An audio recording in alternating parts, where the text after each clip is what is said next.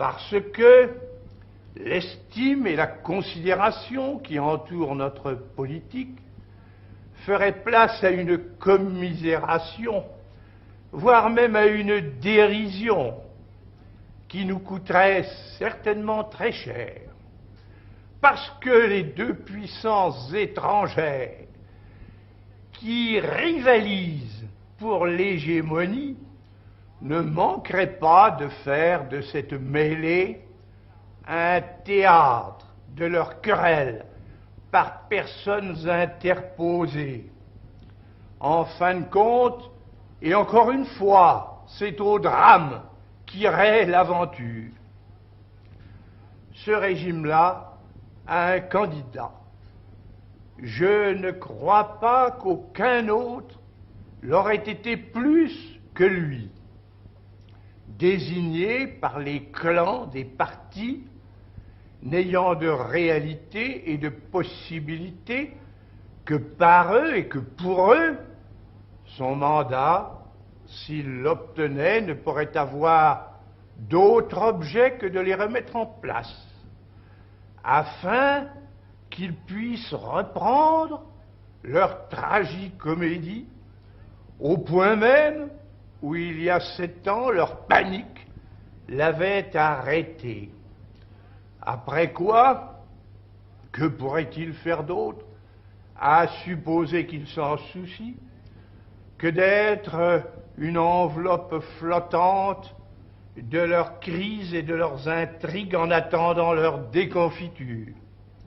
Car il n'y a pas de texte constitutionnel, de quelque façon qu'on les interprète suivant l'occurrence, ni de déclaration habilement balancée, ni de promesses gratuitement distribuées, qui puissent faire qu'en France, un chef de l'État en soit véritablement un, s'il procède non pas de la confiance profonde de la nation, mais d'un arrangement momentané entre professionnels de l'astuce.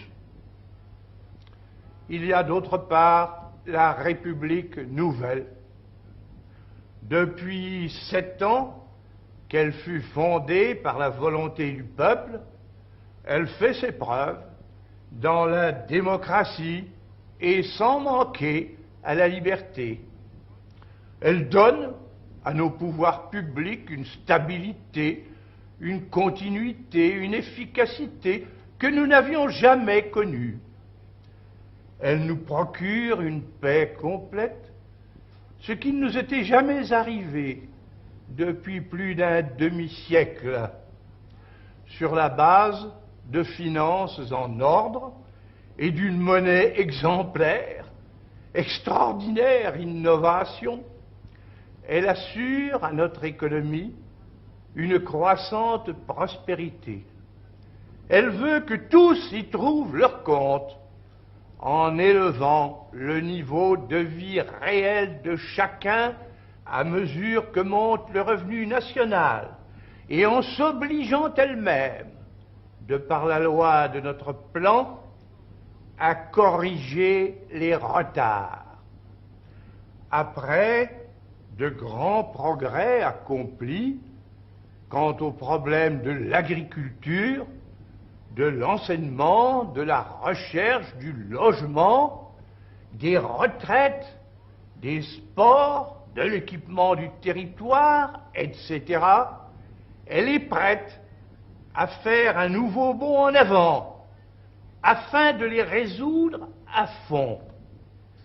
Ayant placé la France au milieu des peuples, un rang digne d'elle, et affirmé partout sa présence et son influence, elle entend porter l'Europe de l'Ouest à s'unir pour sa prospérité, s'efforcer d'établir l'entente et la sécurité sur notre continent tout entier, contribuer à régler le conflit qui sévit en Asie et qui menace de mener au pire, favoriser l'essor des pays les moins avantagés et déterminer les plus puissants à une coopération directe pour le bien et le salut commun. La République nouvelle a son président, c'est moi. Me voici tel que je suis. Je ne dis pas que je sois parfait et que je n'ai pas mon âge. Je ne prétends nullement tout savoir et tout pouvoir. Je sais mieux que qui que ce soit qu'il faudra que j'aie des successeurs et que la nation les choisisse pour qu'ils suivent la même ligne. Mais avec le peuple français, il m'a été donné par l'histoire de réussir certaines entreprises. Avec le peuple français, je suis actuellement à l'œuvre pour nous assurer le progrès, l'indépendance et la paix. Avec vous toutes et vous tous, qui êtes le peuple français, je pourrai demain donner à nos affaires une impulsion nouvelle, veiller de plus près encore à ce que chacun ait sa part dans le développement national et conduire la France, suivant sa vocation, à une action humaine redoublée au milieu du monde moderne.